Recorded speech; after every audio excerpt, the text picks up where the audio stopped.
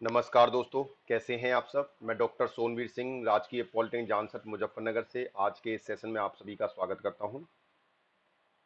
दोस्तों, पहले तो मैं आप सभी को शुभकामनाएं देता हूं कि अभी अभी आप अपनी परीक्षा को पूर्ण करके आपकी परीक्षा का परिणाम घोषित हो चुका है और जिसके माध्यम से आप अपनी अगली क्लास में प्रोन्नत हो चुके हैं, प्रमोट हो चुके हैं। फर्स्ट ईयर वाले स्टूडेंट सेकेंड ईयर में, सेकेंड ईयर वाले थर्ड ईयर में प्रमोट हो चुके हैं। तो आपका रिजल्ट आया है। अब सबसे बड़ा जो चैलेंज है आपके सामने वो छात्रवृत्ति अप्लाई करने का है, क्योंकि उसकी लास्ट डेट भी आपने देखा होगा कि आपकी संस्था के माध्यम से आपको पता लग गया होगा कि आपको कब तक फॉर्म भरना है छात्रवृत्ति का। आज की इस वीडियो में हम छात्रवृत्ति के बारे में डिस्कस करेंगे कि कैसे हम छात्रवृत्ति को अप्लाई करें जिससे कि हमारी छात्रवृत्ति हमें मिलने की 100% गारंटी हो, उसमें कोई गलती ना हो। और कौन कौन सी छात्रवृत्ति है जो आप प्राप्त कर सकते हैं। एक छात्रवृत्ति के साथ क्या आप दूसरी छात्रवृत्ति भी प्राप्त कर सकते हैं, स्कॉलरशिप प्राप्त कर सकते हैं, इसके भी विषय में भी हम आपको जानकारी देंगे। तो आज का जो हमारा मेन फोकस रहेगा कि हम कैसे करें दसमोत्तर छात्रवृत्ति एवं शुल्क प्रतिपूर्ति हेतु आवेदन। जैसा कि आप जानते हैं कि आपको छात्रवृत्ति जो है वो दो प्रकार की मिलती है। एक तो होती है छात्रवृत्ति, एक होती है शुल्क प्रतिपूर्ति। शुल्क प्रतिपूर्ति हम उसे बोलते हैं जिसमें जो भी आप ट्यूशन फीस कॉलेज में पढ़ने के लिए देते हैं उसका अमाउंट सरकार के द्वारा वो जो भी फीस होती है वो आपको वापस दी जाती है। और छात्रवृत्ति आपके जो अन्य खर्चे होते हैं, स्टेशनरी व अन्य खर्चे आपको छात्रवृत्ति के रूप में दिए जाते हैं। तो आज हम डिस्कस करेंगे। आप वीडियो पूरा देखें जिससे आपको गलती ना हो और आपको छात्रवृत्ति मिल सके। जिसमें अक्सर बच्चे जो है छोटी छोटी गलतियां छात्रवृत्ति करते वक्त कर देते हैं, छात्रवृत्ति का फॉर्म अप्लाई करते वक्त कर देते हैं, जिससे जब वो डेटा उनका मैच होता है सॉफ्टवेयर के माध्यम से तो उसमें बहुत सारी कमियां होती है, डेटा मिसमैच होता है जिसकी वजह से उनकी छात्रवृत्ति अटक जाती है। तो जो भी छात्र आज पहली बार चैनल से जुड़ रहे हैं उनसे निवेदन है कि अपने बाईं तरफ बने हुए सब्सक्राइब के बटन पर क्लिक करके चैनल को सब्सक्राइब कर लीजिए और बेल आइकन को क्लिक कर लीजिए, जिससे आपको लेटेस्ट अपडेट्स और नोटिफिकेशंस के माध्यम से जो भी वीडियो आपको आते रहेंगे वो मिलते रहेंगे। तो आज हम जो सबसे पहले छात्रवृत्ति पर डिस्कस करेंगे तो दसमोत्तर छात्रवृत्ति एवं शुल्क प्रतिपूर्ति आवेदन करने हेतु संपूर्ण जानकारी। यानी कि आज के इस वीडियो के माध्यम से आपको छात्रवृत्ति आप कैसे अप्लाई करें, स्कॉलरशिप के लिए कैसे अप्लाई करें, कहाँ कहाँ आप स्कॉलरशिप के लिए अप्लाई कर सकते हैं, क्या उसकी योग्यता होगी, ये सब हम डिस्कस करेंगे। और हम प्रैक्टिकली भी आपको वेबसाइट के माध्यम से भी बताएंगे। तो सबसे पहले तो आपके पास जो छात्रवृत्ति है वो उत्तर प्रदेश सरकार द्वारा प्राप्त की जा सकने वाली छात्रवृत्ति, यानी पहली छात्रवृत्ति आप वो पा सकते हैं जो, क्योंकि आप जैसे अगर मैं यहाँ पर अभी जो फोकस कर रहा हूँ वो उत्तर प्रदेश के छात्रों को लेकर कर रहा हूँ। जो पॉलिटेक्निक के छात्र हैं हम उनका एग्जाम्पल लेके बात करेंगे, लेकिन ये जो प्रोसेस है वो सभी के लिए है। कोई भी छात्र जो छात्रवृत्ति के लिए अप्लाई कर रहा है वो ये वीडियो सभी के लिए उपयोगी है। लेकिन हम यहाँ पर जो उदाहरण लेंगे वो पॉलिटेक्निक के छात्र को विशेषकर ध्यान में रखते हुए लेंगे। तो पॉलिटेक्निक का जो छात्र उत्तर प्रदेश के किसी भी सरकारी पॉलिटेक्निक या प्राइवेट पॉलिटेक्निक से जो भी छात्र अपना कोर्स कर रहे हैं, डिप्लोमा कोर्स पूर्ण कर रहे हैं, उनके लिए ये अत्यंत महत्वपूर्ण जानकारी है। तो उत्तर प्रदेश सरकार द्वारा प्राप्त की जा सकने वाली छात्रवृत्ति, यानी पहली छात्रवृत्ति तो आप उत्तर प्रदेश सरकार से प्राप्त कर सकते हैं। ठीक है। दूसरा क्या है, केंद्र सरकार से प्राप्त की जा सकने वाली छात्रवृत्ति। दूसरी प्रकार की छात्रवृत्ति आप केंद्र सरकार से भी प्राप्त कर सकते हैं।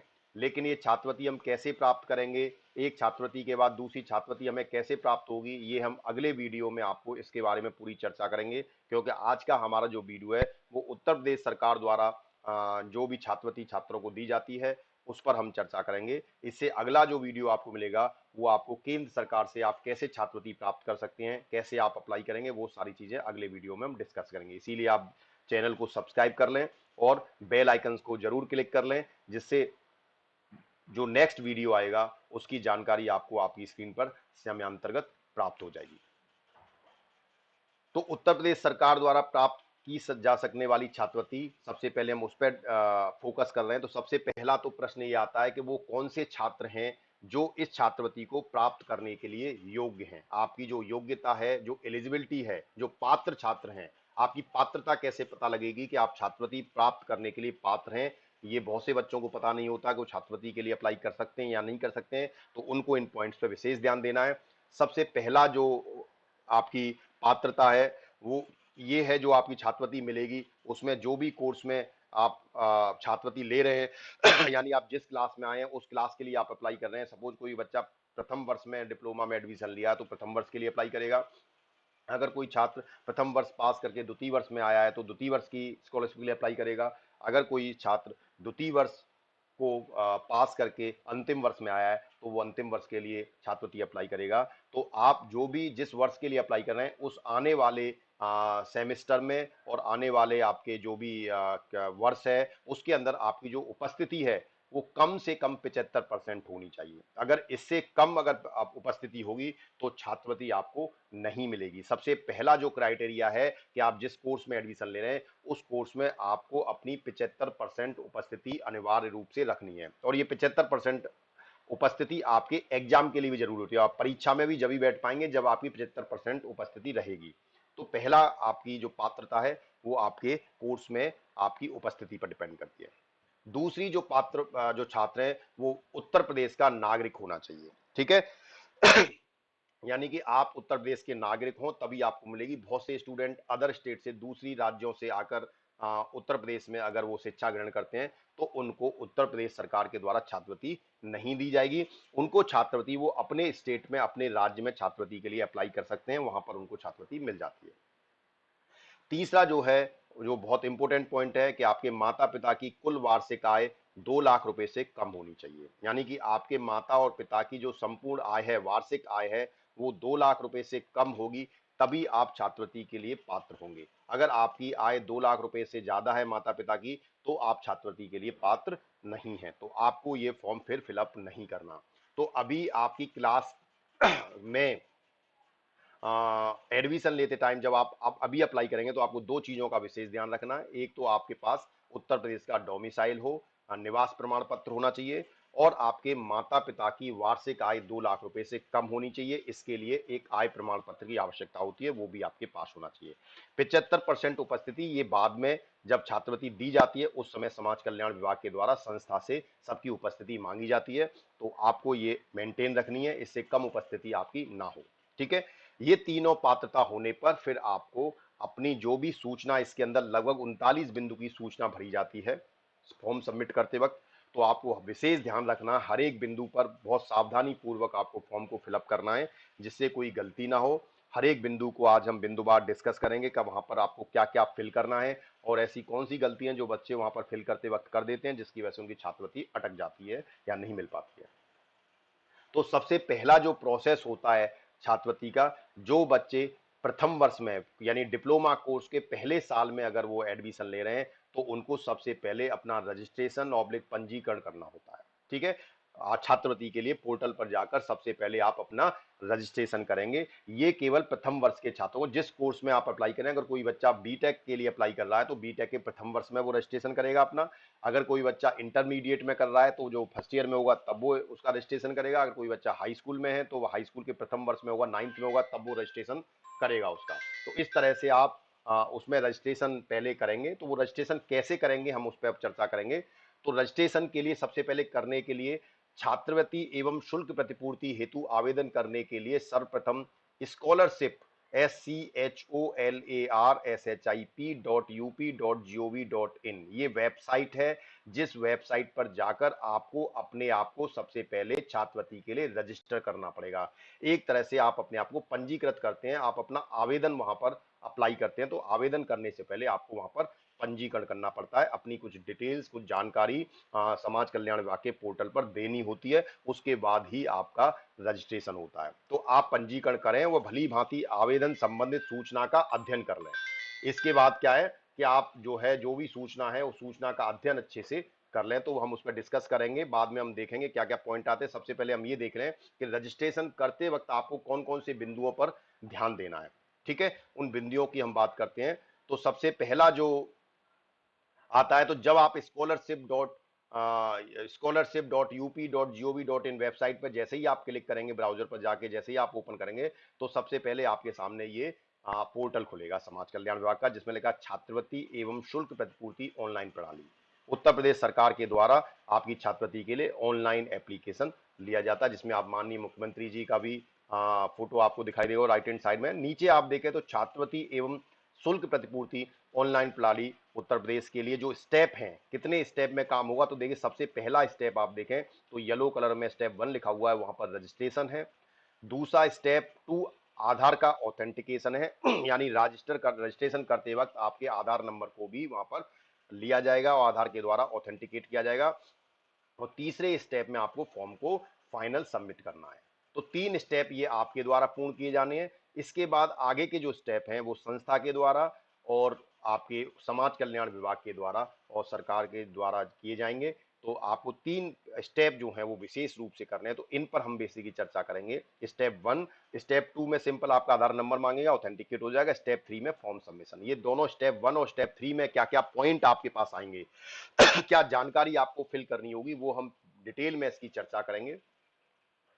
तो इसमें जब आप अपना रजिस्ट्रेशन करेंगे छात्रवृत्ति के लिए, देख रहे हैं आप यहाँ पर लेफ्ट साइड में स्टूडेंट लिखा हुआ है, स्टूडेंट सेक्शन में आप जाएंगे। जैसे ही आप क्लिक करेंगे तो इसमें सबसे पहले रजिस्ट्रेशन और उसके बाद स्टूडेंट लॉगिन, 2 चीजें आएंगी। तो जो प्रथम वर्ष के छात्र हैं उनको रजिस्ट्रेशन पहले करना होगा, उसके बाद वो लॉगिन करके उसका फाइनल सबमिट करेंगे। लेकिन जो छात्र द्वितीय वर्ष और अंतिम वर्ष में हैं उन्हें रजिस्ट्रेशन नहीं करना, वो केवल अपने फॉर्म का नवीनीकरण करेंगे। नीचे लिखा हुआ देखो, नवीनीकरण रिन्यूअल के सभी छात्र छात्रा छात्रवृत्ति हेतु ऑनलाइन आवेदन बिना रजिस्ट्रेशन के सीधे करना है आपको, ठीक है। तो जो छात्र सबसे पहले जब आप अप्लाई करेंगे, रजिस्ट्रेशन करेंगे, तो देखिए यहाँ पर कई तरह की स्कॉलरशिप हैं। जैसे पहला लिखा हुआ pre matric scholarship. Pre matric होती है 9th और 10th क्लास वालों के लिए। तो जो भी छात्र छात्रा 9th क्लास में और 10th क्लास में, उसको ये पहले वाले ऑप्शन पे क्लिक करके अपना रजिस्ट्रेशन करना है, यानी 9th क्लास वाले को रजिस्ट्रेशन करना होगा, 10th वाले को नवीनीकरण करना होगा। उसके बाद दूसरा जो ऑप्शन है that is post matric inter class. ये बेसिकली 11th और 12th वालों के लिए है। तो जो छात्र अगर 11th में है तो वो अपना रजिस्ट्रेशन पहले करेंगे, उसके बाद वो फॉर्म को फाइनल सबमिट करेंगे। अगर वो छात्र 12th में है तो उनको अपनी छात्रवृत्ति के फॉर्म का नवीनीकरण करना होगा, उसको रिन्यू करना होगा, ठीक है। देन तीसरा जो है वो post matric other than inter, यानी इंटर क्लास के अलावा जो अदर पोस्ट मैट्रिक कोर्स है जिसमें डिप्लोमा कोर्स भी आपका आता है, तो उन छात्रों को तीसरे ऑप्शन पर क्लिक करना होगा, ठीक है। और चौथा जो ऑप्शन है वो पोस्ट मैट्रिक आउटसाइड स्टेट, ठीक है। ये पोस्ट मैट्रिक आउटसाइड स्टेट यानी स्टेट के बाहर के जो लोग हैं उनके लिए उनको यहाँ अप्लाई करना है, ठीक है। तो ये आपके पास विभिन्न प्रकार के ऑप्शन है, तो जिसमें पॉलिटेक्निक स्टूडेंट को जनरली तीसरे नंबर का विकल्प इसमें चुनना होगा। तो आगे हम ये वेबसाइट के माध्यम से भी आपको ओपन करके दिखाएंगे कैसे ये ओपन होगा। तो सबसे पहले हम ये समझ लेते हैं कि जब रजिस्ट्रेशन करेंगे तो हमारे सामने जो सूचना पोर्टल मांगेगा हमसे, वो हमारे पास क्या क्या सूचना होनी चाहिए।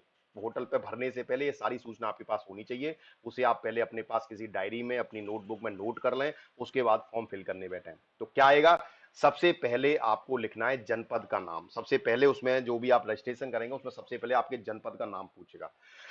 अब जनपद के नाम में बच्चे अक्सर क्या गलती करते हैं, बहुत से बच्चे जिस जनपद के रहने वाले होते हैं वो उस जनपद का नाम सेलेक्ट कर देते हैं। बेसिकली यहाँ पर आपको उस जनपद का नाम सेलेक्ट करना है, चुनना है जिस जनपद में आपकी संस्था है। जैसे मैं गवर्नमेंट पॉलिटेक्निक जानसठ मुजफ्फरनगर में मेरी पोस्टिंग है, तो मेरे स्टूडेंट जो हैं वो मुजफ्फरनगर डिस्ट्रिक्ट को सिलेक्ट करेंगे। अगर कोई बच्चे गवर्नमेंट पॉलिटेक्निक कानपुर में है या गवर्नमेंट पॉलिटेक्निक लखनऊ से शिक्षा ग्रहण कर रहे हैं तो वो लखनऊ में का डिस्ट्रिक्ट लेंगे, वो कानपुर का लेंगे। तो जो आपका जहां इंस्टीट्यूट है आपकी, वहां का आपको जिला सेलेक्ट करना है। दूसरा जो बिंदु है शिक्षण संस्थान का नाम। इस पॉइंट पर जब आप क्लिक करेंगे, इसमें drop and down basically tab होता है, उसमें जब आप क्लिक करेंगे तो आपको बहुत सारे कॉलेजेस के नाम वहां पर दिख जाएंगे। तो उसमें आपके कॉलेज का नाम होगा, आप उसे सिलेक्ट कर लेंगे। जैसे मेरे कॉलेज के student government polytechnic Jatwara Jansath select करेंगे और इनका डिस्ट्रिक्ट मुजफ्फरनगर है, ठीक है। तो आप इस तरह से यहाँ पर शिक्षण संस्थान का नाम यानी अपने पॉलिटेक्निक कॉलेज का नाम सेलेक्ट करेंगे।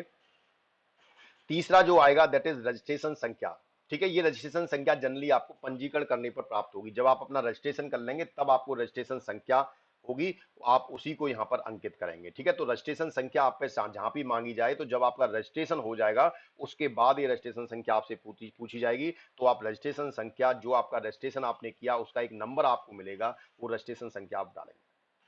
अगला जो आता है छात्र छात्रा का नाम, ठीक है। अब इसमें आपको अपना नाम भरना है। इसमें विशेष ध्यान ये रखना है कि आपको अपना नाम हाई स्कूल की मार्कशीट के अनुसार ही भरना है। आपकी हाई स्कूल की मार्कशीट में अगर नाम है, अगर किसी का नाम मार्कशीट में गलत भी हो गया है तो बहुत से बच्चे ये सोचते हैं कि हाई स्कूल में नाम मेरा गलत हो गया है, तो वो छात्रवृत्ति के फॉर्म में उसको सही करके भर देते हैं।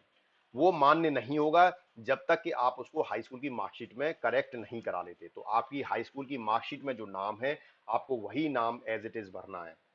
इसमें नोट विशेष ध्यान देने वाली बात क्या है कि नाम के बीच में स्पेस या खाली स्थान का अंतर भी नहीं होना चाहिए। यानी आपको अपने नाम में, अगर मान लीजिए किसी का नाम सपोज अजय सिंह है और हाई स्कूल में उसके अजय और सिंह के बीच में कोई स्पेस नहीं है, ठीक है, तो आपको भी यहां पर उस नाम को उसी प्रकार लिखना होगा। बीच में किसी स्पेस का, किसी खाली स्थान का भी अंतर नहीं होना चाहिए। इसका विशेष ध्यान रखना है नाम का। दूसरा है पिता ऑब्लिक पति का नाम। पिता का नाम छात्रों को लिखना है, पति का नाम जो भी छात्राएं ऐसी हैं जिनकी शादी हो चुकी है तो उनको अपने पति का नाम लिखना है। तो हाई स्कूल की मार्कशीट के अनुसार ही आपको अपने पिता का नाम लिखना है। ध्यान रहे नाम के बीच में स्पेस अथवा खाली स्थान का अंतर भी नहीं होना चाहिए, ठीक है, ये विशेष ध्यान रखना है आपको। उसके बाद जो अगला आएगा माता का नाम है, तो माता का नाम भी आपको हाई स्कूल की मार्कशीट के अनुसार ही भरना है, उसमें गलती नहीं होनी चाहिए। तो इसीलिए आप अपनी हाई स्कूल की मार्कशीट को पास लेकर बैठें जिससे आप सही सूचना भर पाएं। उसके बाद अगला जो टैब आएगा वो उसमें पूछेंगे धर्म। धर्म में आप कौन से धर्म से बिलोंग करते हैं, वो आप इसमें सिलेक्ट करेंगे। तो उसमें ऑप्शन आएंगे, उसमें से जो भी आपका ऑप्शन है वो आप उसमें सिलेक्ट कर लेंगे। जैसे अगर आप हिंदू हैं तो हिंदू सेलेक्ट करेंगे, सिख हैं तो सिख करेंगे, मुस्लिम हैं तो मुस्लिम सेलेक्ट करेंगे। तो जो भी जिस धर्म से आप बिलोंग करते हैं वो धर्म आप इसमें सिलेक्ट कर लेंगे। उसके बाद आपका वर्ग ऑब्लिक जाति समूह पूछा जाएगा। तो वर्ग में आप किस कैटेगरी में बिलोंग करते हैं। अगर आप सामान्य वर्ग में हैं, जनरल में हैं, तो सामान्य वर्ग सेलेक्ट करेंगे। अनुसूचित जाति यानी कि एससी में हैं तो आप अनुसूचित जाति सेलेक्ट करेंगे। अगर आप एसटी में हैं, अनुसूचित जनजाति में बिलोंग करते हैं, तो आप एसटी सेलेक्ट करेंगे। और अगर आप ओबीसी में हैं, अदर बैकवर्ड क्लास में, तो अन्य पिछड़ा वर्ग का सेलेक्ट करेंगे। और अगर आप माइनॉरिटी वर्ग में हैं, अल्पसंख्यक वर्ग में हैं, तो आप उसको सेलेक्ट करेंगे। तो यानी जिस वर्ग से आप बिलोंग करते हैं उस वर्ग को ही आप सिलेक्ट करेंगे। यहां पर विशेष ध्यान ये रखना है कि अक्सर कोई भी मुस्लिम धर्म का छात्र छात्रवृत्ति आवेदन फॉर्म में अन्य पिछड़ा वर्ग या सामान्य वर्ग नहीं लिखेगा, वह केवल आवेदन फॉर्म में अल्पसंख्यक वर्ग ही लिखेंगे। जनरली होता क्या है कि जब मुस्लिम वर्ग के छात्र छात्रवृत्ति के लिए आवेदन करते हैं तो वर्ग और जाति समूह में, क्योंकि मुस्लिम वर्ग के अंदर भी अन्य पिछड़ा वर्ग और जनरल कास्ट होती है, तो वो वहां पर अन्य पिछड़ा वर्ग सेलेक्ट कर लेते हैं, ठीक है। तो आपको ये गलती नहीं करनी है। आपको अपने फॉर्म में अन्य पिछड़ा वर्ग या सामान्य वर्ग नहीं लिखना, आपको अपने वर्ग में अल्पसंख्यक वर्ग को सिलेक्ट करना है। क्योंकि आपके पास यहाँ पर सारे ऑप्शन दिखाई देंगे, सामान्य वर्ग भी आएगा, अनुसूचित जाति भी आएगा, अन्य पिछड़ा वर्ग भी आएगा। तो आपको अन्य पिछड़ा वर्ग या सामान्य वर्ग सेलेक्ट नहीं करना, आपको अल्पसंख्यक वर्ग सेलेक्ट करना। ये मुस्लिम वर्ग के धर्म के छात्रों के लिए विशेषकर है। जन्म तिथि आपको लिखनी है, तो हाई स्कूल की मार्कशीट के अनुसार आपको अपनी जन्म तिथि लिखनी होगी। लिंग, लिंग में आपका पुरुष हैं या महिला हैं, जो भी हैं, आप मेल या फीमेल जो भी हो वो लिखेंगे आप इसमें। मोबाइल नंबर आपको अपना देना है, ये विशेष ध्यान रखना है, ये बहुत इंपॉर्टेंट पॉइंट है मोबाइल नंबर वाला। जनरली बच्चे मोबाइल नंबर कभी अपने मम्मी का, कभी पापा का, या कोई ऐसा नंबर दे देते हैं जो उनके पास में नहीं होता। क्योंकि कोर्स के दौरान आपको इस मोबाइल नंबर की बहुत आवश्यकता होती है। छात्रवृत्ति के रिलेटेड भी आप यूराइस पे जब आप कोर्स करते हैं तो यूराइस पे एग्जाम में आपके ओटीपी वगैरह आते हैं, तो उस तरह का वो नहीं होना चाहिए। आपके पास वो नंबर देना है जो कोर्स पूरा होने तक एक तो बंद ना हो। और कोशिश ये करें कि अगर आपके पास मोबाइल है तो आप उसी को नंबर दें, अगर आपके पास नहीं है तो आप अपने मम्मी या पापा अपने गार्जियन का नंबर दे सकते हैं, लेकिन वो नंबर बंद नहीं होना चाहिए, ठीक है। तो इसका विशेष ध्यान रखें। अदरवाइज जनरली क्या बच्चे जब करते हैं तो जब ओटीपी आता है तो वो फिर उसको उनके पास नहीं होता फोन, और जब तक वो ओटीपी पता करते हैं तब तक उसका टाइम आउट हो जाता है। तो अक्सर ये गलती आती है, इस तरह की समस्या आती है।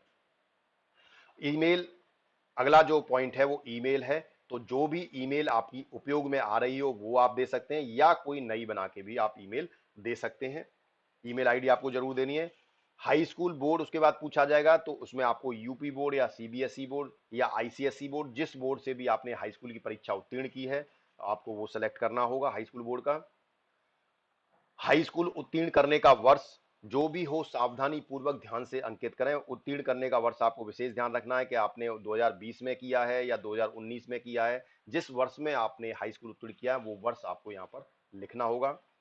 हाई स्कूल बोर्ड का अनुक्रमांक, हाई स्कूल में आपका रोल नंबर कितना था वो रोल नंबर आपको यहाँ पर ध्यान से लिखना है। तो हाई स्कूल की मार्कशीट विशेषकर आपको साथ में लेके बैठना है, मैंने जैसे कहा। इसमें रोल नंबर भरते वक्त अक्सर बच्चे गलतियां कर देते हैं। जैसे कि आप किसी छात्र का, किसी बच्चे का जो रोल नंबर है वो 042357 है, तो इसे जनरली बच्चे क्या है 042357 की बजाय उसे 42357 लिख देते हैं, क्योंकि वो जानते हैं कि मैथमेटिक्स में नंबर से पहले जीरो का कोई महत्व नहीं होता, तो उस जीरो को वहां से हटा देते हैं और वो केवल नंबर फिल कर देते हैं। तो आपको ये ध्यान नहीं रखना, ये इसको विशेष ध्यान रखना है। अगर आपके रोल नंबर में नंबर से पहले जितने भी जीरो हैं, चाहे वो 2 हो, 3 हो, 4 हो, आपको वो पूरा रोल नंबर फिल करना है। अगर 042357 है तो आपको 042357 ही लिखना है, इसका विशेष ध्यान रखें। उसके बाद अगला जो टैब है उसमें विश्वविद्यालय ऑब्लिक संस्था का नाम व पता जहां से हाई स्कूल उत्तीर्ण की हो, यानी यहां पर आपको अपने हाई स्कूल वाले स्कूल का नाम और उसका पता पूरा लिखना है। ठीक है, आपने जैसे किसी भी स्कूल से अगर आपने शिक्षा ग्रहण किया तो उस स्कूल का पूरा नाम, मान लीजिए सपोज किसी बच्चे ने दिल्ली पब्लिक स्कूल नोएडा से अगर शिक्षा उत्तीर्ण की है तो उन्हें दिल्ली पब्लिक स्कूल और नोएडा में जो उसका एड्रेस है वो पूरा एड्रेस लिख के उसको फिलअप करना होगा। देन अब ये हमारी सारी जो डिटेल थी वो आपके रजिस्ट्रेशन से संबंधित थी। जब आप रजिस्ट्रेशन करेंगे तो एक बार हम वेबसाइट को अगर देखें, आप जैसे ही आप वेबसाइट को ब्राउजर में क्लिक करेंगे तो आपके सामने एक वेबसाइट ओपन हो जाएगी। हम वही वेबसाइट खोल रहे हैं, उसमें हम देखना चाह रहे हैं कि वो चीज जो हमने बताई है आपको है कि नहीं। तो ये देखिए यहाँ पर सबका साथ, सबका विकास, सबका विश्वास, सबका प्रयास। ठीक है, ये माननीय प्रधानमंत्री जी के द्वारा दिया गया स्लोगन है। तो ये यहाँ पर आप देखें, ये हमारे उत्तर प्रदेश सरकार के द्वारा ऑनलाइन पोर्टल है। ठीक है, इसमें देखें तो यहाँ पर ये आपको लेफ्ट साइड में स्टूडेंट सेक्शन दिखाई दे रहा है। इस स्टूडेंट सेक्शन में 3 ऑप्शन आ रहे हैं, रजिस्ट्रेशन, फ्रेश लॉगिन और रिन्यूअल लॉगिन। ठीक है, अब रजिस्ट्रेशन तो जो भी बच्चे जिस कोर्स के पहले वर्ष में अगर वो प्रवेश ले रहे हैं तो उनको अपना सबसे पहले रजिस्ट्रेशन करना होगा और रजिस्ट्रेशन करने के बाद फ्रेश लॉगिन करना होगा। ठीक है, ये 2 ऑप्शन प्रथम वर्ष के लिए हैं। और जो बच्चे प्रथम वर्ष पास करके आगे की वर्ष में प्रमोट हो चुके हैं, द्वितीय वर्ष, अंतिम वर्ष या चतुर्थ वर्ष, जितने भी साल का कोर्स है, तो वो रिन्यूअल लॉगिन में जाएंगे। ठीक है, और इसमें भी देखें आपके पास रिन्यूअल लॉगिन में भी pre matric, post matric, other than post matric सारे ऑप्शन आ रहे हैं। तो जौन से ऑप्शन में आपको, तो पॉलिटेक्निक वाले post matric other than intermediate student login में जाएंगे, फ्रेश लॉगिन वाले भी पोस्ट मैट्रिक में जाएंगे। तो और जो हाई स्कूल इंटर वाले हैं तो जो हाई स्कूल वाले वो प्री मैट्रिक में जाएंगे, इंटरमीडिएट वाले इंटरमीडिएट स्टूडेंट लॉगिन में जाएंगे। तो सबसे पहले हम देखते हैं, अगर कोई बच्चा पहली बार छात्रवृत्ति के लिए अप्लाई करा, मान लो पॉलिटेक्निक में डिप्लोमा में 3 वर्षीय डिप्लोमा में उसका एडमिशन हुआ है, तो सबसे पहले वो रजिस्ट्रेशन पर क्लिक करेगा। जैसे ही हम रजिस्ट्रेशन पर क्लिक करते हैं तो देखिए आपके सामने यहां पर 3 विभाग आ गए। जैसे पहला है समाज कल्याण विभाग उत्तर प्रदेश। इस इस विभाग में केवल उन बच्चों को छात्रवृत्ति के लिए अप्लाई करना है जो एससी, एसटी और जनरल कैटेगरी से आते हैं, यानी सामान्य वर्ग, अनुसूचित जाति और अनुसूचित जनजाति, इन 3 लोगों के फ्रेश जो हैं वो यहां पर आप अप्लाई करेंगे। देखिए यहां पर 4 ऑप्शन आ रहे हैं, pre matric, post matric, other than post matric और पोस्ट मैट्रिक अदर स्टेट। ठीक है, तो इसमें से आप pre matric, post matric, other than intermediate का आप क्लिक कर देंगे। दूसरा जो ऑप्शन है ये केवल अन्य पिछड़ा वर्ग के लिए है। जो छात्र अन्य पिछड़ा वर्ग के हैं, ओबीसी के हैं, उन्हें अपने ऑप्शन यहां से सिलेक्ट करने हैं। ठीक है, अन्य पिछड़ा वर्ग में जो अदर स्टेट के बच्चे हैं उनके लिए कोई ऑप्शन नहीं है, वो ओबीसी वाले यहां पर अप्लाई नहीं कर सकते। केवल एससी, एसटी और जनरल छात्रों के लिए यहां पर पोस्ट मैट्रिक अदर स्टेट के लिए है। फाइन, तो ये आपका पिछड़ा वर्ग कल्याण विभाग हो गया। और तीसरा जो विभाग है वो अल्पसंख्यक कल्याण विभाग है। ये माइनॉरिटी स्टूडेंट के लिए, जो छात्र मुस्लिम धर्म को या माइनॉरिटी को बिलोंग करते हैं उनको इसमें अप्लाई करना है। तो किसी एक में हम स्टार्ट कर देते हैं। सपोज हमने यहाँ पर पोस्ट मैट्रिक, जो post matric other than intermediate, और आप ओबीसी कैटेगरी को अगर आप बिलोंग करते हैं तो आप यहाँ पर क्लिक करके आगे बढ़ेंगे। तो देखिए सबसे पहले आपके सामने यहाँ पर ये खुल गया, दशमोत्तर छात्रवृत्ति व शुल्क प्रतिपूर्ति सत्र 2021-20 उत्तर प्रदेश में अध्ययनरत कक्षा 11-12 के अतिरिक्त। ठीक है, आप इसके अतिरिक्त छात्र छात्राओं को फ्रेश स्टूडेंट के लिए ऑनलाइन रजिस्ट्रेशन फॉर्म, अब इसको आपको भरना है। तो देखिए हमने सबसे पहले आपको बताया था, आप जिला सेलेक्ट करेंगे। देखिए सबसे पहले आगरा, अलीगढ़ सब आ रहा है। सपोज आपने आगरा सेलेक्ट कर लिया। देन शिक्षण संस्थान का नाम आपका, तो आगरा के अंदर जितने भी शिक्षण संस्थान है उन सबका नाम इसमें आ जाएगा। ठीक है, तो यहां से आपको अपने इंस्टीट्यूट का नाम सेलेक्ट कर लेना है। जैसे कि आप कोई भी हमने ले, जैसे बाबा साहिब अम्बेडकर ITI कॉलेज सिकंदरा, ठीक है, ये हमने एक सिलेक्ट कर लिया। उसके बाद आपको वर्ग जाति समूह कलेक्ट करना है, तो अन्य पिछड़ा वर्ग ही है, क्योंकि ये विभाग अन्य पिछड़ा वर्ग के लिए, तो आपको यही ऑप्शन मिलेगा यहाँ पर। देन धर्म आप देखेंगे तो धर्म में आपके पास यहाँ, क्योंकि OBC के अंदर हिंदू वाले हिंदू ही आते हैं, तो यहाँ पर हिंदू ऑप्शन आ गया आपके पास में। इसके बाद यहाँ की डिटेल आपको फिल करनी है, देखिए इसमें सब में ड्रॉप डाउन लिस्ट थी, आप सेलेक्ट कर सकते थे, आगे आपको भरना है। तो छात्रा का, छात्र या छात्रा का नाम, पिता का नाम, माता का नाम, जन्म तिथि, ये चारों चीजें आपको हाई स्कूल के प्रमाण पत्र के आधार पर भरनी है। और डेट ऑफ बर्थ का जो फॉर्मेट है वो DD mm/y में होना चाहिए। विशेष ध्यान रखें, अक्सर बच्चे बहुत जल्दबाजी करते हैं, या बच्चे क्या करते हैं, साइबर कैफे वाले को डिटेल देके उनसे कह देते हैं आप भर दीजिए, और वो जल्दबाजी में उनके बहुत सारा काम होता है, वो गलतियां कर देते हैं, तो बच्चे उसमें बाद में उनको परेशानी आती है छात्रवृत्ति में। तो इस तरह का विशेष ध्यान रखें कि आप अपने सामने फॉर्म को फिल करवाएं, और साथ साथ देखते रहें कि आपकी डिटेल्स वो सही भर रहे हैं कि नहीं भर रहे हैं, कोई गलती तो नहीं कर रहे। आप अगर देखेंगे तो वो उनको गलती को वहां सुधार करवा देंगे। उसके बाद लिंग में देखिए, मेल फीमेल ट्रांसजेंडर तीनों लिंग आ रहे हैं इसमें, तो जो भी हो वो सिलेक्ट कर लेंगे, ठीक है। और यहां पर अगर आप फीमेल, जब आप फीमेल सिलेक्ट करेंगे तब ये ऑप्शन, विवाहिता की स्थिति में यदि नाम में परिवर्तन है तो आधार में अंकित परिवर्तित नाम लिखें। यानी अगर कोई छात्रा जिसकी शादी हो चुकी है, तो उसे अगर पिता के नाम के स्थान पर पति का नाम अगर लिखना होगा, तो वो जब ही अंकित हो पाएगा जब उनके आधार कार्ड में वो चेंज हो गया हो, अदरवाइज नहीं तो फिर आप पिता का नाम ही वहां पर लिखें। हाई स्कूल उत्तीर्ण करने का वर्ष आप यहां से सिलेक्ट कर लेंगे, जिस वर्ष में आपने हाई स्कूल उत्तीर्ण किया है। देखिए 21 से लेके 2003 तक सारे उसमें आ रहे हैं ईयर। हाई स्कूल का बोर्ड आप यहां से सिलेक्ट कर लेंगे, जिस बोर्ड से आपने किया, UP board, CBSE board, ICSE board, या जम्मू एंड कश्मीर, मध्य प्रदेश बोर्ड, जिस बोर्ड से आपने भी परीक्षा उत्तीर्ण किया हाई स्कूल की, वो कर लेंगे। हाई स्कूल बोर्ड का अनुक्रमांक आप यहाँ पर लिखेंगे। देन विद्यालय का नाम जहां से आपने हाई स्कूल की है उसका लिखेंगे। मोबाइल नंबर आपका, और ये विशेष ध्यान रखना है कि आपका मोबाइल नंबर आधार नंबर से लिंक होना चाहिए, ठीक है। और देन दूरभाष नंबर, आपका मोबाइल नंबर यहां पर आ जाएगा, मोबाइल नंबर आधार से लिंक, और ये टेलीफोन नंबर है, ये आपका। देखिए इस पे स्टार नहीं बना, जिन पे स्टार बना हुआ है जिनके आगे, वो सूचना आपको मैंडेटरी है, उसको जरूर भरना है, उस कॉलम को आप खाली नहीं छोड़ सकते। जिस सूचना में उन्होंने स्टार नहीं दिया हुआ है, जैसे दूरभाष नंबर STD कोड सहित, यानी लैंडलाइन नंबर का फोन है ये, इसमें स्टार नहीं बना, तो अगर आप मोबाइल नंबर दे रहे हैं तो आपको इस नंबर, अगर आपके पास नहीं है तो आपको इसकी आवश्यकता नहीं है, आप इसे खाली छोड़ सकते हैं। 17 नंबर में आपको ईमेल आईडी फिल करना है, और 18 नंबर में आपको अपना एक पासवर्ड यहां पर बनाना होगा, जो 8 से 12 अंकों का हो, जिसमें अक्षर अक्षर या अंक आप मिक्स ले सकते हैं। स्वनिर्मित पासवर्ड, जो भी आपने पासवर्ड यहां पर बनाया है उस पासवर्ड को दोबारा से 19 नंबर कॉलम में डालेंगे, और आगे आप जो भी कोड दिया है इस कोड को देखकर यहां आप सबमिट कर देंगे। जैसे ही आप इसे सबमिट करेंगे तो ये आपको एक रजिस्ट्रेशन नंबर उपलब्ध करा देगा, और आधार कार्ड का भी एक ऑथेंटिकेशन के लिए भी इसमें आपको ऑप्शन मिलेगा, जिसके माध्यम से आप अपने आधार कार्ड को आधार कार्ड के द्वारा अपने आप को ऑथेंटिकेट कर सकते हैं। यानी ये पोर्टल ये जानना चाहता है कि जो व्यक्ति इस पोर्टल पर सूचना भर रहा है वो सही है कि नहीं है, वो आधार कार्ड के माध्यम से उसे ऑथेंटिकेट करता है।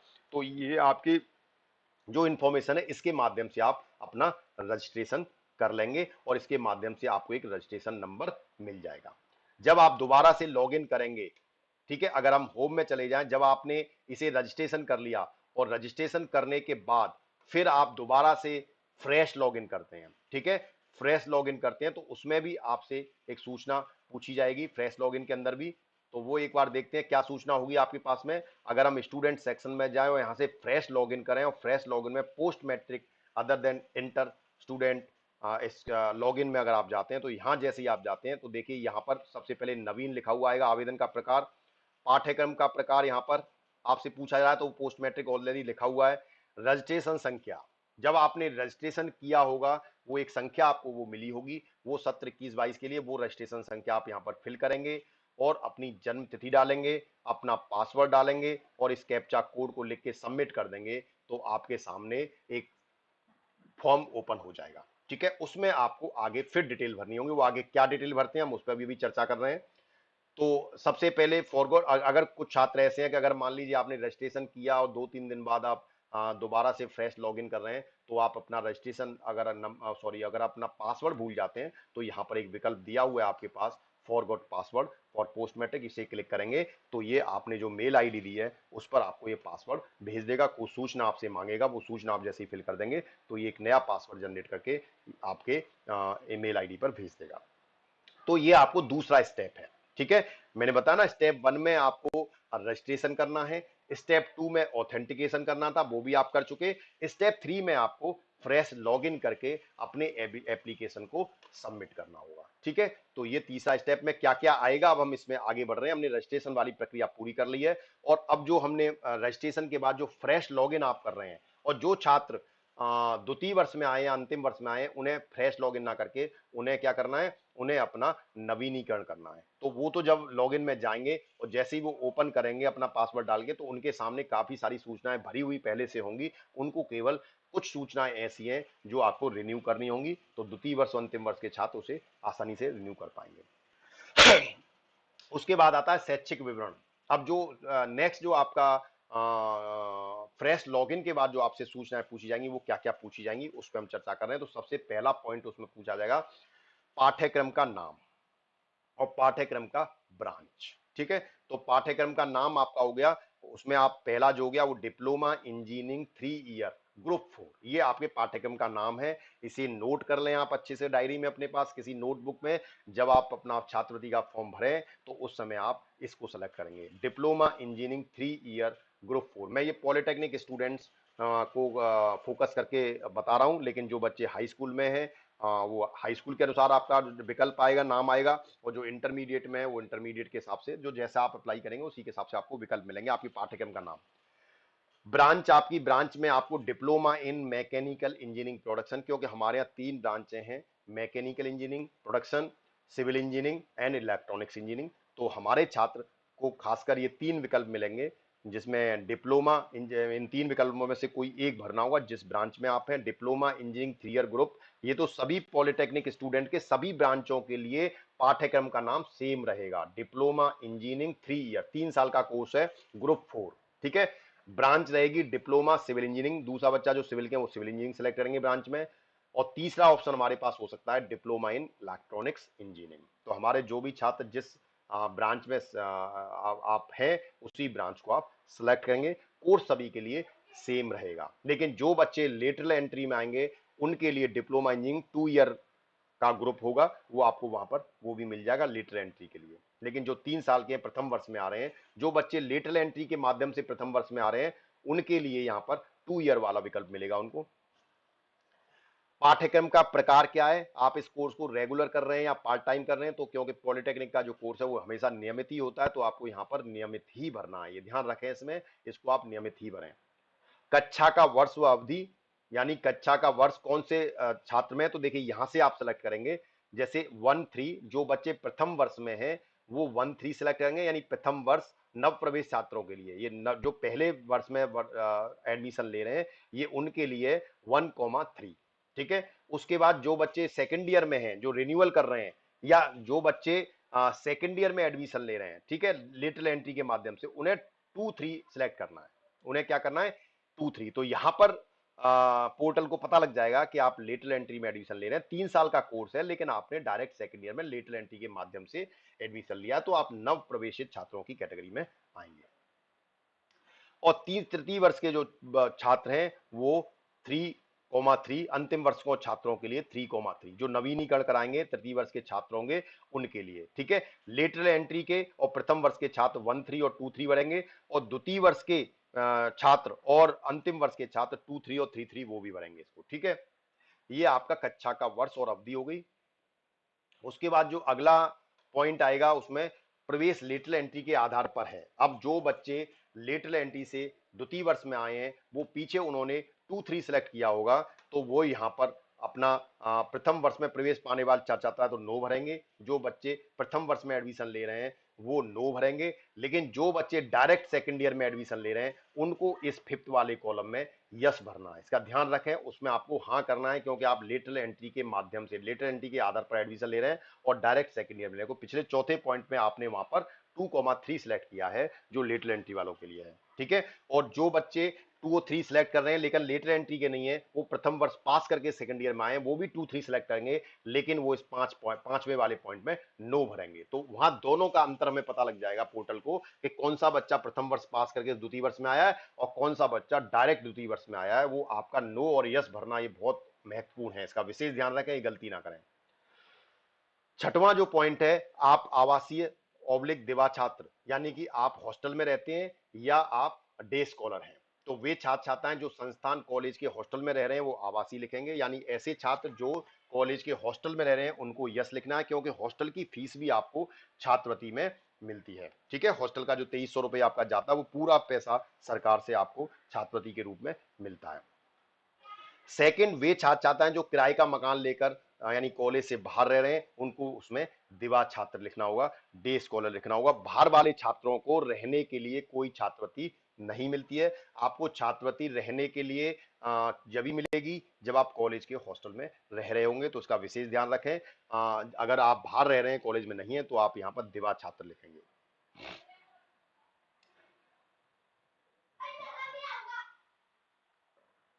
ये सेम हो गया, हमारा रिपीट हो गया एक्चुअली।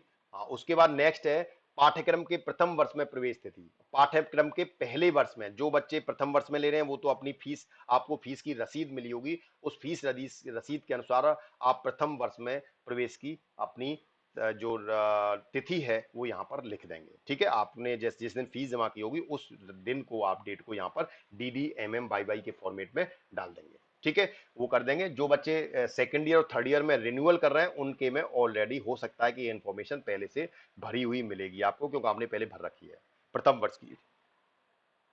पाठ्यक्रम के वर्तमान सत्र में प्रवेश तिथि। ठीक है, अब जो आप जिस ईयर में है, जो प्रथम वर्ष में है वो वर्तमान सत्र यानी 21-20 में, तो आपका जो बच्चे प्रथम वर्ष में, वो तो उनका प्रथम वर्ष उनके लिए 7th और 8th की दोनों तिथि सेम होंगी। लेकिन जो बच्चे प्रथम वर्ष पास करके द्वितीय वर्ष में या द्वितीय वर्ष पास करके अंतिम वर्ष में, उनके लिए 8 बिंदु में जो तिथि है वो इस वर्ष जो आपने फीस जमा की है उस फीस की रसीद आपकी इसमें, उसमें जो तिथि है वो आएगी। तो ये विशेष ध्यान रखना है कि आप फीस जमा करते वक्त अकाउंट सेक्शन से अपनी फीस की रसीद जरूर ले लें, उसमें आपकी डेट लिखी होगी जो आपको यहाँ पर भरनी है। अगला जो पॉइंट है, विश्वविद्यालय ऑब्लिक बोर्ड अफिलिएटिंग एजेंसी में पंजीयन क्रमांक। ठीक है, तो प्रवेश के बाद बोर्ड यूपीबीटी का पंजीयन क्रमांक लिखें, यानी ऐसे छात्र जिनका पंजीकरण हो गया है बोर्ड में, यानी जो प्रथम वर्ष में है उनका पंजीकरण ऑब्वियस है कि नहीं हुआ है अभी, तो उनको तो यहाँ पर बोर्ड का पंजीयन क्रमांक नहीं लिखना। जब आप बोर्ड में रजिस्टर्ड हो जाते हैं तो आपको एक एनरोलमेंट नंबर मिलता है, वो एनरोलमेंट नंबर द्वितीय वर्ष और अंतिम वर्ष के छात्रों को यहाँ पर फिल करना है। लेकिन अगर आपका पंजीयन नहीं हुआ है तो आपके काउंसलिंग के रिजल्ट का जो रोल नंबर है, ठीक है, उसे आप यहां पर लिख देंगे और आगे जब भी आपका पंजीयन हो जाएगा तो आप उसको अपडेट कर देंगे। यानी प्रथम वर्ष के बाद जब द्वितीय वर्ष में आप रिन्यू करेंगे तो वहां पर आप अपने इस नंबर को अपडेट कर देते हैं। पहले आप रोल नंबर लिखते हैं एंट्रेंस वाला, और दूसरे साल में आप यहां पर अपना एनरोलमेंट नंबर जो यूपीबीटी Uttar Pradesh board of technical education से आपको मिला, प्राविधिक शिक्षा परिषद उत्तर प्रदेश से जो आपको पंजीकरण नंबर मिला है उसे यहां पर भरते हैं 9 नंबर बिंदु में। उसके बाद 10वां नंबर है विश्वविद्यालय ऑब्लिक बोर्ड एफिलिएटिंग एजेंसी का नाम, आपके बोर्ड का नाम, तो बोर्ड का नाम है board of technical education UP. तो यहां आप क्लिक करेंगे तो आपको बहुत सारे बोर्ड्स के नाम आएंगे, उसमें से आपको board of technical education UP को चुनना होगा। 11वें नंबर पे क्या व्यावसायिक पाठ्यक्रम में प्रवेश कक्षा 12 की अंकों मेरिट के आधार पर हुआ है। ठीक है, इसमें यह पूछा जा रहा है कि आपका जो प्रवेश है वो 12वीं कक्षा के अंकों के आधार पर हुआ है, तो वो आपको यहाँ पर नो लिखना है, क्योंकि प्रथम वर्ष में प्रवेश कक्षा 10 के आधार पर होता है, तो इसलिए आपको यहाँ पर नो लिखना है। ठीक है, लेकिन लेटरल एंट्री के छात्र हैं उनको इसमें यस लिखना होगा। द्वितीय वर्ष में प्रवेश सीधे प्रवेश जो है वो कक्षा 12 के आधार पर होता है, अतः वो छात्र यहाँ पर क्या लिखेंगे, यस लिखेंगे। तो 11 बिंदु में लेटरल एंट्री के छात्रों की और प्रथम वर्ष के छात्रों की दोनों की एंट्री में अंतर होगा। जो प्रथम वर्ष में छात्र एडमिशन ले रहे हैं वो यहाँ पर नो भरेंगे बिंदु में, और जो द्वितीय वर्ष में सीधे प्रवेश ले रहे हैं उनको यहाँ पर यस भरना होगा। पाठ्यक्रम की पात्रता, प्रथम वर्ष में प्रवेशित छात्र हाई स्कूल लिखें। ठीक है, पाठ्यक्रम की पात्रता क्या है, वो हाई स्कूल। जो बच्चे प्रथम वर्ष में ले रहे हैं उनके लिए एलिजिबिलिटी क्या, हाई स्कूल होना चाहिए। और जो बच्चे द्वितीय वर्ष में सीधे प्रवेश ले रहे हैं उनकी पात्रता इंटरमीडिएट है, तो वहां पर वो इंटरमीडिएट सेलेक्ट करेंगे। तो पाठ्यक्रम 12 में भी दोनों में प्रथम वर्ष और द्वितीय वर्ष के छात्र लेटर एंट्री के छात्रों में अंतर रहेगा। 13वां बिंदु देखें, क्या वर्तमान पाठ्यक्रम में प्रवेश यूपीएसई, एकेटीयू, जैकब, नीट के माध्यम से या प्रवेश परीक्षा से हुआ है? तो क्योंकि आपका जो एडमिशन है वो काउंसलिंग के माध्यम से, जैकब के माध्यम से, संयुक्त प्रवेश परीक्षा के माध्यम से हो रहा है, इसलिए आप इसमें यस लिखेंगे। प्रवेश परीक्षा का प्रकार क्या है? तो उसमें आप जैकब को सिलेक्ट कर लेंगे, joint entrance exam council Uttar Pradesh, Jacob बोलते हैं इसको। तो ये जेईसी यूपी इसके माध्यम से हुआ, तो उसको आप सिलेक्ट कर लेंगे। जो बच्चे बीटेक में एडमिशन ले रहे हैं, बीटेक की स्कॉलरशिप के लिए अप्लाई कर रहे हैं, वो एकेटीयू का सिलेक्ट करेंगे, यूपीएसई करेंगे। जो नीट का एग्जाम देके मेडिकल के लिए आ रहे हैं, वो नीट का एग्जाम यहाँ पर सिलेक्ट करेंगे। तो जिस छात्रवृत्ति के लिए आप अप्लाई करें, जिस क्लास में आप एडमिशन ले रहे हैं, उसके अकॉर्डिंग आप यहाँ पर चुनाव करेंगे। काउंसलिंग नंबर, ठीक है। तो यहां पर जो प्रवेश परीक्षा आपने दी है, अगर आपने जैकब की परीक्षा दी है या आपने एकेटीयू के यूपीएससी का दिया है या नीट का एग्जाम दिया है, तो आपको उस प्रवेश परीक्षा का रोल नंबर यहां पर लिखना होगा। प्रवेश परीक्षा का वर्ष वो आपको प्रवेश पत्र पे के अनुसार आप लिख देंगे कि कौन से वर्ष में आपने प्रवेश परीक्षा दी है। प्रवेश परीक्षा में आपकी रैंक कितनी है, वो रैंक आपको प्रवेश परीक्षा के रिजल्ट के अनुसार यहां पर लिखनी है। प्रवेश परीक्षा में प्राप्त कट ऑफ अंक, कितने अंक आपको प्रवेश परीक्षा में मिले हैं, वो अंक आपको यहां पर अपने रिजल्ट के अनुसार लिखने हैं। विगत वर्षों की शैक्षिक योग्यता, अब आपकी जो आपने एंट्रेंस दिया है, जो प्रवेश परीक्षा दी है, उसकी डिटेल भरने के बाद फिर उससे पहले आपने जो परीक्षा उत्तीर्ण की है उसकी डिटेल लिखनी है। तो उसमें आपने हाई स्कूल या अन्य कोई कक्षा, जो भी आपने, कोई बच्चे बीए करने के बाद आया, कोई इंटरमीडिएट करने के बाद आया, तो आपको उसकी डिटेल्स यहाँ पर भरनी होगी। तो विगत वर्षों की मार्कशीट के अनुसार आप उसको फिल कर देंगे। उसके बाद अगले नंबर पे वो आपसे उपजाति पूछेगा। उपजाति में आप जाति प्रमाण पत्र के अनुसार आपकी जो उपजाति है वो आप उसमें फिल कर देंगे। आपका आवासीय स्थायी पता, ठीक है। स्थायी पते में ध्यान रखें कि आपके निवास प्रमाण पत्र में जो पता है आप वही पता लिखेंगे, ठीक है। क्योंकि डेटा मिसमैच होने से गलती होती है। अक्सर बच्चे कई जगह, कई बच्चों का ऐसा होता है, निवास प्रमाण पत्र कई जगह उनके जो है निवास होता है, लेकिन प्रमाण पत्र में निवास दूसरा है, और उनका मान लीजिए किसी शहर में भी घर है, उन्होंने उनका एड्रेस दे दिया, तो वहां डेटा मिसमैच हो जाता है। तो आपको विशेष ध्यान रखना है कि आपके निवास प्रमाण पत्र में जो एड्रेस है, आपको वही एड्रेस वहां पर देना है। पत्र व्यवहार का पता आप अपनी सुविधा के अनुसार दे सकते हैं कि अगर कोई भी पत्र आपके पास आता है छात्रवृत्ति से संबंधित, तो आपको वो कहाँ मिले। तो इसमें आप कॉलेज का एड्रेस भी दे सकते हैं, या आप अपना कोई भी और लोकल एड्रेस, आपके जिस शहर में, जिस जिले में आप शिक्षा ग्रहण कर रहे हैं, उस जिले में अगर आपका कोई गार्जियन है तो आप उनका एड्रेस दे सकते हैं। ये आपको अपनी सुविधा के अनुसार देना है, जिससे आपको पत्र प्राप्त हो जाए। अगला जो पॉइंट है, विकलांगता का प्रकार, कि अगर आप विकलांग हैं तो विकलांगता प्रमाण पत्र के अनुसार आपको ये इसका जवाब देना है कि प्रकार आपका विकलांगता किस प्रकार की है। वो उसमें विकल्प आएंगे और आपके प्रमाण पत्र में विकल्प लिखेंगे, उसे मिलान कर लेंगे, उसके अनुसार आप इसको चुनाव करेंगे। विकलांगता प्रतिशत, यानी अगर कोई व्यक्ति दिव्यांग है, विकलांग है, तो वो कितने प्रतिशत है ना, 50%, 25%, 10%, कितने परसेंट विकलांग है, वो आपको यहाँ पर लिखना होगा। जाति प्रमाण पत्र का क्रमांक, अगली जो सूचना, ये तो आपकी जो सूचना थी, दो सूचना जो ये आपकी विकलांग प्रमाण पत्र के आधार पर 23 और 24 नंबर। अब हम 25 नंबर से हमारी जो सूचना है वो जाति प्रमाण पत्र से संबंधित सूचनाएं हैं, 25 नंबर से लेकर आगे तक। तो पहले जाति प्रमाण पत्र का क्रमांक, उसके बाद जाति प्रमाण पत्र की तिथि, तो आपका जाति प्रमाण का जो सीरियल नंबर होगा वो आपको यहाँ लिखना है, उस किस तारीख में वो आपका बना है वो लिखना है। और उसके बाद आवेदन फॉर्म संख्या, ठीक है। आपके जाति प्रमाण पत्र में ही आपकी आवेदन फॉर्म संख्या लिखी होती है, यानी आपको जाति प्रमाण बनवाने के लिए जो आवेदन किया होगा उसका एक नंबर होता है। सभी सूचना आपको जाति प्रमाण पत्र के अनुसार सावधानी पूर्वक फिल करनी है। इसका विशेष ध्यान रखना है कि सारी सूचना आपको सावधानी से फिल करनी है जाति प्रमाण पत्र के अनुसार। यहां विशेष ध्यान देने वाली बात यह है कि आय प्रमाण पत्र और जाति प्रमाण पत्र डिप्लोमा कोर्स में प्रवेश के समय नवीनतम होना अनिवार्य है, ठीक है। आपका जाति प्रमाण पत्र और आय प्रमाण पत्र दोनों जो है, अगर आप नए बनवा लेंगे तो ज्यादा अच्छा रहेगा, तो पूरे कोर्स में आपका वही फिर काम कर जाएंगे, फिर आपको बदलवाने की आवश्यकता नहीं पड़ेगी। तो ये नवीन होना चाहिए। उसके बाद अगली जो डिटेल आती है वो बैंक डिटेल है। तो आगे की 3-4 डिटेल आपकी बैंक से संबंधित है। तो सबसे पहले आपका जिस बैंक में खाता, उस बैंक का नाम, उस बैंक में जहां पर वो ब्रांच है आपकी, जिसमें आपका खाता है, उस जिले का नाम, ब्रांच का नाम, उस जिले में ब्रांच कौन सी है। जैसे आप किसी बच्चे का खाता मान लीजिए स्टेट बैंक ऑफ इंडिया में है तो यहाँ पर बैंक का नाम स्टेट बैंक ऑफ इंडिया आ जाएगा। सपोज जनपद उसका मुजफ्फरनगर है तो जनपद मुजफ्फरनगर आ जाएगा, और ब्रांच अगर उसकी मान लीजिए जानसठ है तो State Bank of India branch आ जाएगी जानसठ। इस तरह से आप सिलेक्ट करेंगे। और 35 नंबर पर छात्र ऑब्लिक छात्रा का बैंक खाता संख्या, आपके अकाउंट का नंबर आएगा यहां पर, और उसके बाद आईएफएससी कोड। ठीक है, आईएफएससी कोड भरेंगे। उसके बाद नेक्स्ट है छात्र छात्रा का बैंक खाता पर अंकित नाम। तो आपको बैंक से संबंधित बैंक का नाम, जनपद का नाम, ब्रांच का नाम, छात्र छात्रा का वह नाम जो आपकी खाते में खाता संख्या, और आपका वो नाम जो आपकी पासबुक में अंकित है, और आईएफएससी कोड, ये सारी सूचना आपको यहाँ पर फिल करनी है, क्योंकि आपकी जो छात्रवृत्ति आती है वो आपके सीधे खाते में आती है। इसीलिए इसका विशेष ध्यान रखें, अगर यहाँ पर गलती कर दी तो छात्रवृत्ति आपके खाते में नहीं पहुंच पाएगी।